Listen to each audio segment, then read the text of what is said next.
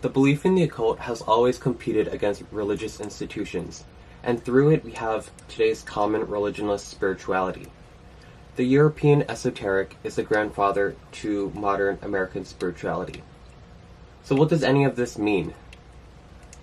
First, another way to look at the divergence of spirituality and religion is the role of institutions. According to UNESCO, also known as the United Nations Educational, Scientific, and Cultural Organization, a religious institution is any church, temple, mosque, or other place of worship that exists to support and manage the practice of a specific set of religious beliefs. For a religious group to be called a church or denomination, it must typically be inclusive, well integrated into society, have clergy, and be built on tradition. For instance, the Catholic Church is extremely institutional with structured authority and canon law, whereas a mainline Protestant denomination is still institutional but has room for exploration of spiritualities.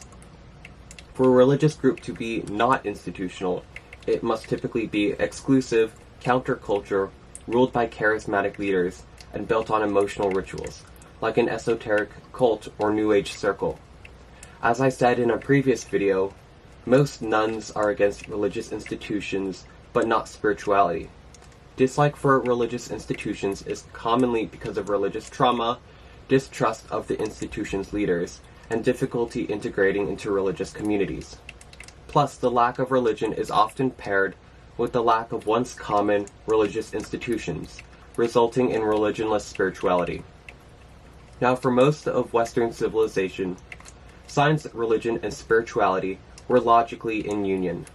When you don't have data, you assume things work out just fine.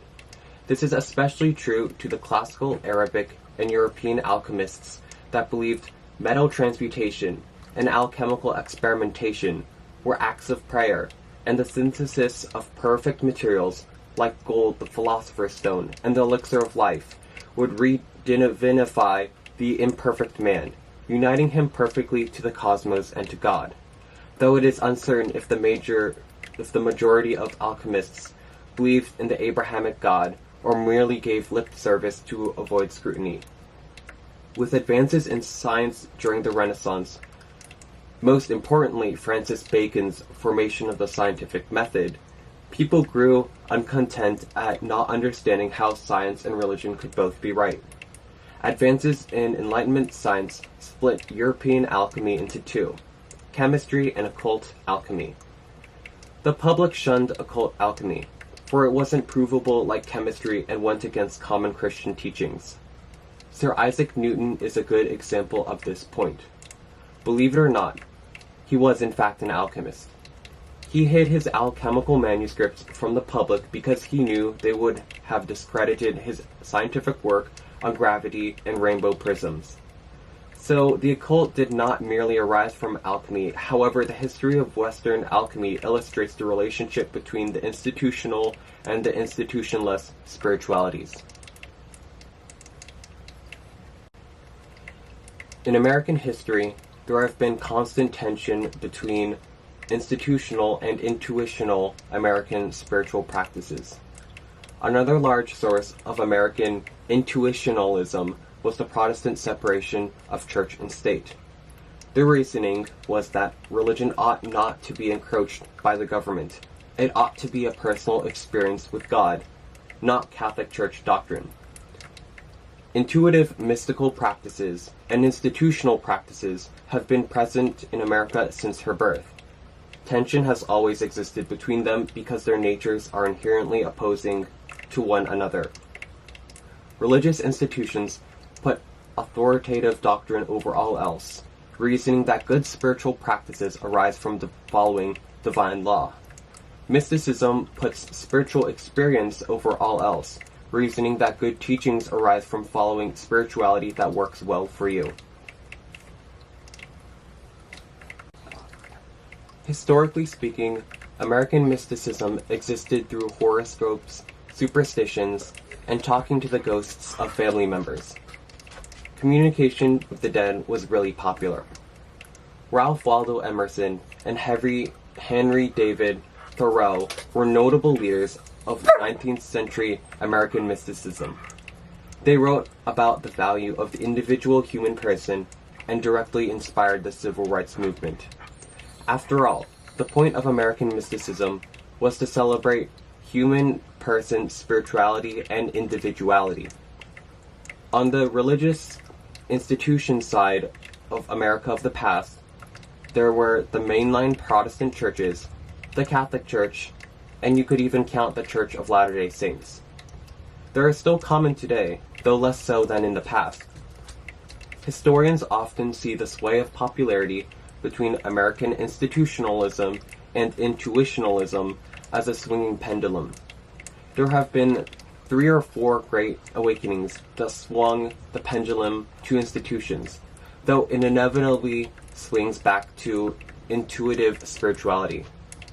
The most recent awakening happened from the 1900s to 1955. It was very strong. The contraceptives and other similar influences dissolved a percentage of the nuclear family across America.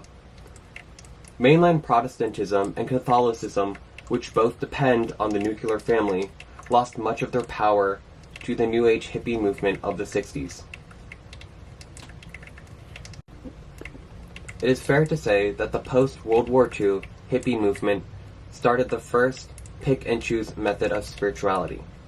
People saw Asian Indians practice Hinduism and Buddhism and were drawn to meditation and yoga. They made classes and it became commonly available. New superstitions arose. While mirrors, buckets, and salt were spiritual objects of the 1800s, now crystals and tarot cards were the new popular spiritual objects. Psychoactive drugs have stayed consistent though, a beloved object of religionless spirituality and hated enemy of religious institutions.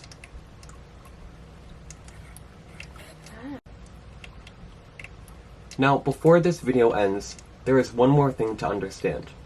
The divergence of today's spirituality and religion is not linear at all. Though religious institutions and intuitionalism has been at odds, there's plenty of overlap. Remember, the difference is in what comes first, divine law or transcendent experience. Most religions and spiritualities contain both. This is best seen in the charismatic Jesus movement of the 60s and 70s. This movement addressed modern yearning for experience-based spirituality within religious institutions. It made changes to the practices of many mainline Protestants, Catholics, and evangelicals.